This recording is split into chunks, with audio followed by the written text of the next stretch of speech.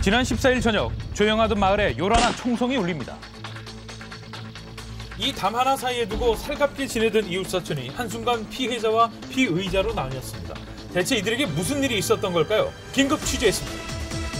사소한 오해가 부른 이웃 간의 참극, 그 원인을 파헤쳐봤습니다. 먼저 사건의 전말을 알아보기 위해 피의자가 조사 중에 있다는 해당 경찰서를 찾아가 봤습니다. 당시 사건 현장을 담은 사진들 한번 보시죠. 사건 발생 당시 심각했던 상황을 짐작해 이날 밤엔 무슨 일이 있었던 거예요? 둘이 단순히 이제 그 CCTV 설치해서 자기를 감시하려고 그랬다. 그거 외에는 특별한 갈등은 없었어요. 폐쇄회로 TV가 사건 발단이 됐다라는 거죠. CCTV는 왜 설치했던 거예요? CCTV를 설치하는 게 아니에요. CCTV 없어요. 그럼 CCTV 그 문구는 봤다라는 거 아닙니까?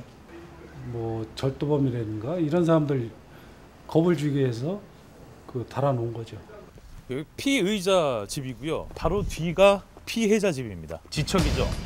사건 당일 피의자는 엽총을 들고 불과 1분도 채 안 되는 거리에 있는 피해자 집으로 향했다고 합니다. 피의자가 CCTV라고 주장하는 것인데요. 바로 전등이었습니다. 이걸 오해했던 거죠. 전등 원래 CCTV가 아니었었던 거군요. 이 CCTV가 본인의 집을 찍고 있다라고 생각한 거죠. 최근 2층 집을 짓고 외부인들의 눈속임을 위해 붙여둔 이 CCTV 표지판이 오해의 원인이 됐던 겁니다. 아드님이세요? 평소에 어떤 뒷집 아저씨랑은 어땠는데 사이가? 모르겠어요. 아버님 총기는 왜 갖고 계셨어요? 여기 야생 저 잡잖아요. 그 얘기 듣고 어떠셨어요? 아버님이 처음부터 상당히 많이 경계했는데요. 결국 더 이상 아무런 얘기도 들을 수가 없었습니다. 예. 자, 그러던 중 사건이 있던 날 피의자와 함께 술을 마셨다는 동네 주민의 얘기를 들을 수 있었습니다. 여기서 같이 한잔했어요, 한 잔. 기분은 어때 보여요? 기분은 뭐 그렇게 나쁜 기분 아니었어요. 그냥 좋게 먹었으니까. 그러나 사건 이후 평화롭던 마을은 여기 흉흉한 분위기만 감돌고 있는데요. 어떻게 사람에다 대고 총 쏠 수가 있어요? 아무리 장난감 총을 쏘도 기분이 나쁜데. 실제 사건에 사용됐던 총기입니다. 이 총이 더 치명적일 수밖에 없는 이유가 있었는데요. 그 총 한 발 한 발 나가는 그런 총기인가요? 아니면 한 발인데 나가면서 탄환이 여러 개 나가는 그 산탄총 그거죠. 그래서 이 동물 포획하기 위한 그런 엽총이에요. 더 위험한 거죠. 그렇다면 피의자는 어떻게 이 총기를 소지하고 있었던 걸까?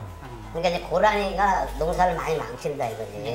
군에가 신청을 하면 면에서 현장 확인해가지고 이게 내줘요. 여기네. 사건 발생 당일 아침 6시경 수렵 허가를 받고 총기를 출고한 피의자의 기록이 고스란히 남아 있었습니다. 결국 총구는 엉뚱한 곳을 향했고 병원으로 옮겨진 피해자는 긴급 수술을 받았는데요. 예. 환자분 여기 계십니까? 네. 지금 뭐 의식 있고 상태는 어떤지 좀 궁금해서요. 오늘 수술 또 했습니까? 나중에 보호자분한테 들으세요. 저희 아무 말도 해드릴 수 없어요. 네, 현재 2차 수술을 기다리고 있는 중이라고 합니다.